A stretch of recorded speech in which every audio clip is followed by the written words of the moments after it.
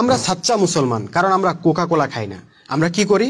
প্রতি বছর লক্ষ লক্ষ টাকা খরচ করে হজ করতে যাই। আমাদের হজের টাকা দিয়ে সৌদি আরব কি করে? আমেরিকা থেকে অস্ত্র কিনে। আমেরিকা অস্ত্র বেচার টাকা দিয়ে কি করে? ইসরায়েলকে সাহায্য করে। ইসরায়েল সে টাকা দিয়ে কি করে? ফিলিস্তিনি মুসলমানদের উপর গণহত্যা চালায়। ফিলিস্তিনের গণহত্যার জবাবে আমরা কি করি? কোকা কোলা বয়কট করে দেশীয় কোম্পানির পণ্য খাই। দেশীয় কোম্পানির ট্যাক্সের টাকা দিয়ে মুসলমান দেশের সরকারগুলো কি করে? বৈদেশিক ঋণ ও সুদ পরিশোধ করে। সেই টাকা কারা পায়? ইউরোপ আমেরিকা পায়। ইউরোপ আমেরিকা সে টাকা দিয়ে কি করে? ইসরায়েলকে সাহায্য করে। ভাই, আমরা মুসলমানরা যাই করতেছি ওদের তৈরি বিশ্ব ব্যবস্থায়, ওদের তৈরি ডিজাইনের মধ্যেই করতেছি।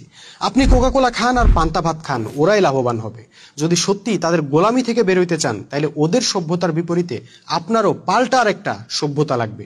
ওদের বিশ্ব ব্যবস্থার বিপরীতে আপনারও পাল্টা আর একটা বিশ্ব ব্যবস্থা নিয়ে দাঁড়াইতে হবে।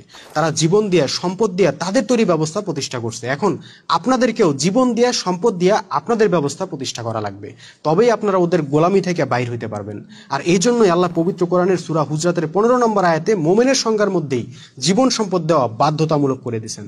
সমস্যা হলো কোকা কোলা বর্জন করা সহজ, কিন্তু জীবন সম্পদ উৎসর্গ করা সহজ না। আমরা সহজ পন্থায় মুসলমান হয়ে, সহজ পন্থায় আমল করে, সহজ পন্থায় জান্নাতে চলে যাবার ধান্দায় থাকি। তাই সহজ পন্থায় শুধু কোকা কোলা বর্জন করেই ইহুদি খ্রিস্টানদের পরাজিত করে ফেলার স্বপ্ন দেখি। কিন্তু না ভাই, সহজ পন্থায় কোকা কোলা বর্জন করা যায়, কিন্তু সহজ পন্থায় গোলামি থেকে মুক্ত হওয়া যায় না।